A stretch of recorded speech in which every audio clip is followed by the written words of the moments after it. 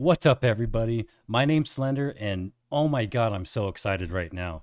Don't worry, I'll get to it in just a moment. Yesterday, while I was at work, I saw a Twitter post by somebody I follow named Tom. He works for Amazon Game Studios. And he made a post saying he's going to be working on Blue Protocol next year. And I was like, wait a second. This guy works for Amazon. Did he get fired? Is he switching jobs? No. Amazon Game Studios is going to be producing this game, Blue Protocol, and bringing it over to the West, just like they did with Lost Ark. They're not the developer, but they are going to be heavily involved in the Western version or the Western release, which is coming, like Tom said, next year, 2023. Why am I excited? Because this is going to be produced by Amazon. I know how much work they put into their games. It is very evident with New World. Some of you may disagree, but I think it has come a very long way, and I cannot wait to see what they do with Blue Protocol. And well, let's get into it, talk about the game a little bit, what I've seen so far based on other videos, reviews, even FAQs that have been answered by the development team. So let's get right into it.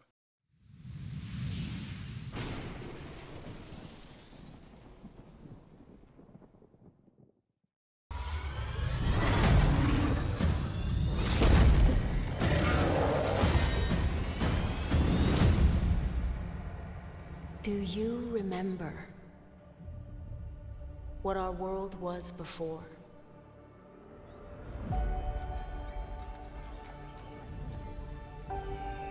Before the sundering.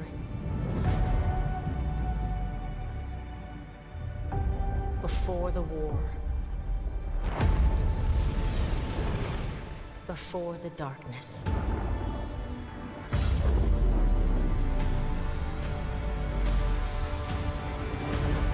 Do you remember?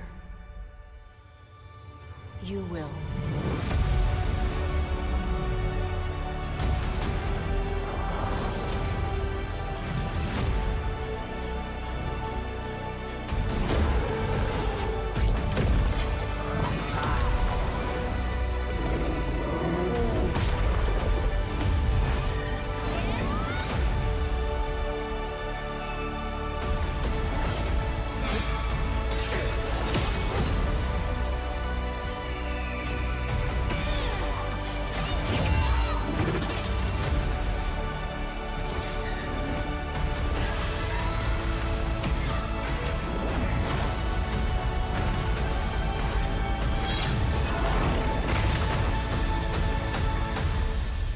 Your future needs you.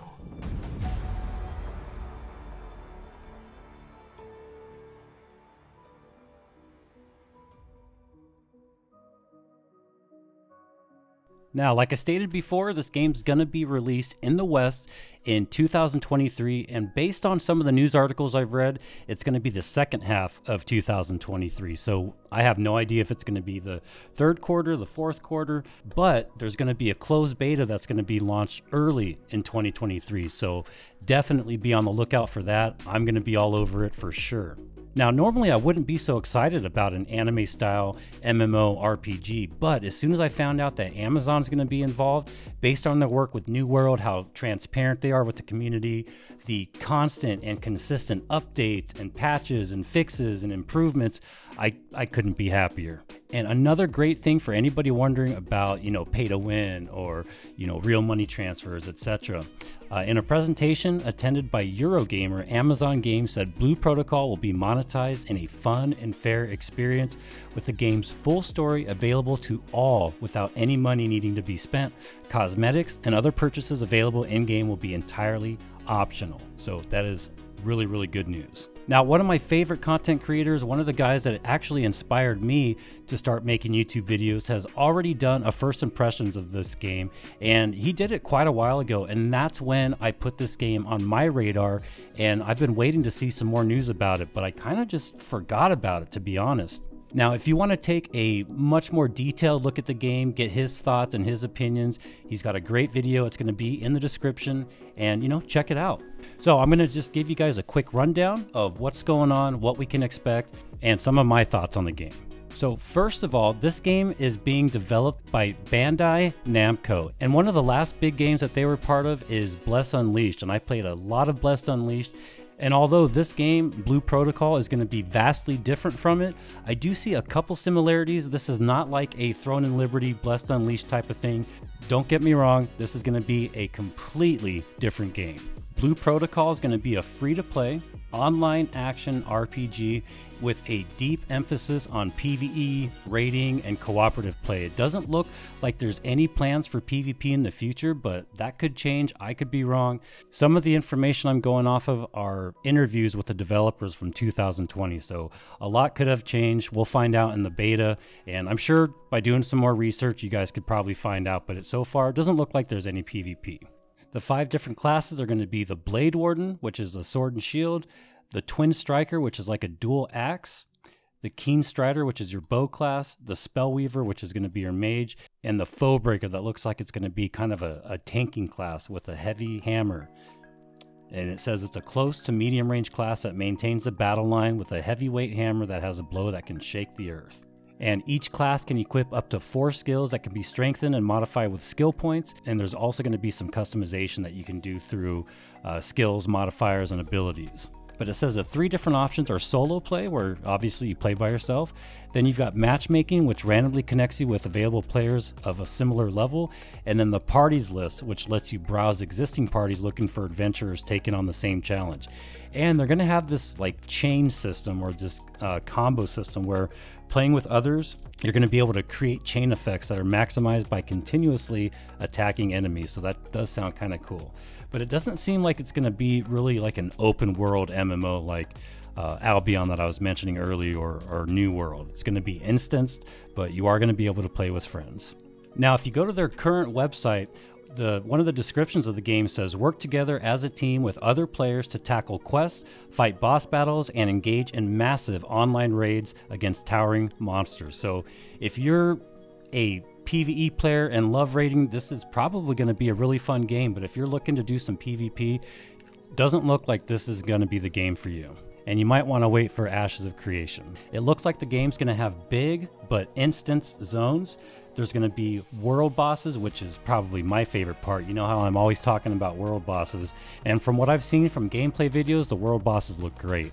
This game's going to have a huge emphasis on story. It's an anime style game, and some of the anime cutscenes look absolutely fantastic. So for all of you anime fans out there, get ready. Now, one thing I do like about this game is it's kind of similar to Albion and I guess New World, because your class is determined by the weapons that you pick, and you can change weapons at any time. It's kind of got a classless system. So if you're leveling up a sword and you decide to pick up a staff, even though your sword's at level 20, you're going to have to start as a mage from level 1 and work your way up and level up the weapon that you choose. Now, another big way that it is very similar to Albion Online is that to level up and progress, you're actually going to be doing most of that through crafting. Again, I'm getting this information from just reading different articles, reading information about the game, and checking out other gameplay videos that are online. So I could be wrong. There could have been some changes. Again, we're going to find out once we get into the beta. Now, from what I've seen so far, the movement, the dodging, the combat looks really smooth and really fluid. And even though it's classified as an action RPG and you actually have to aim your spells and abilities, when you do cast, your player gets locked in place. But the nice thing about it is you can dodge and you can cancel some of those abilities and attacks by dodge rolling.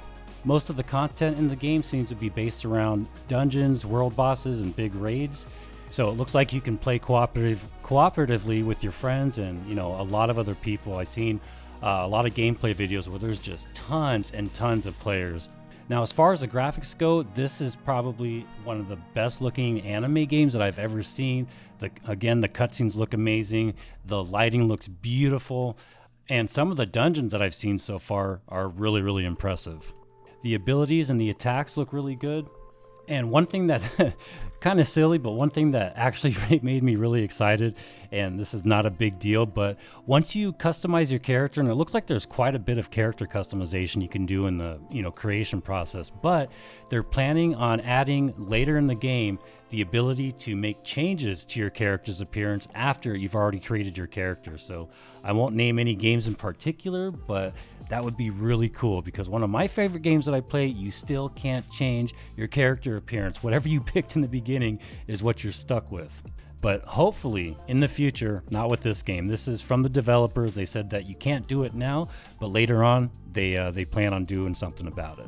There's going to be mounts in the game right off the bat, so I'm definitely looking forward to that. Now, like I mentioned earlier, the fact that they're being developed by Bandai Namco isn't necessarily a bad thing in my opinion, but one thing I noticed right off the bat is the UI and the inventory specifically. Now, the most recent game that I played by those guys, Bandai Namco, which was Bless Unleashed, the game was actually a lot of fun. I really, really liked it. The world bosses were absolutely amazing and so much fun. Definitely the best part of the game. And although this game is going to probably be nothing like Bless Unleashed, the inventory and the UI on this game, Blue Protocol, is awfully similar when it comes to the inventory. You're not able to stack your potions, you're not able to stack a lot of things, and all your stuff is just spread out almost like in a one-dimensional way. You know, with stacking, wait, would that be two-dimensional or three? I have no idea. But if anything made me quit Bless Unleashed, it was the fact that every 5 seconds you were having to decide which stuff to throw away, which stuff to keep. You know, it was terrible, and I just got so sick of it. I hope Amazon can do something about that and make the inventory and the UI much more user-friendly, because it just, even though the game was great, the gameplay, the combat was really, really good, really solid. And, you know, my favorite thing in the world to do in MMORPGs is fight world bosses. And that's what really drew me to the game. But the inventory was so bad and the inventory management was so terrible that I think that's why I ended up stopping, because I just couldn't take throwing away stuff every 5 minutes. I ran out of storage in the town, I ran out of storage on my character, and in order to make room for all this stuff, I had to pay real money to unlock inventory spots, and that was a terrible move. And I said, I'm not going to do this anymore. That is ridiculous. So Amazon, if you're listening, please do not do that to us. And I'm going to be honest, if inventory space is going to be one of the things that you can buy with real money, I'm not even going to go there. I'm not going to play it. I'm not going to do it. Oh, and one more good thing about this game, Blue Protocol, is there's going to have controller support. So yay for anybody that uses controllers. Now, this is not a review of the game by any means. I just wanted to point out the fact how excited I am. Amazon's going to be part of it. That gives me a lot of hope for the game, and I cannot wait. So if you want to see an actual review of the game, make sure you check out Lazy Peon's video. It's really, really solid. He gives you some good information. And let's go. I can't wait. I'll see you guys in the beta, and I will catch you guys in the next video. Cheers.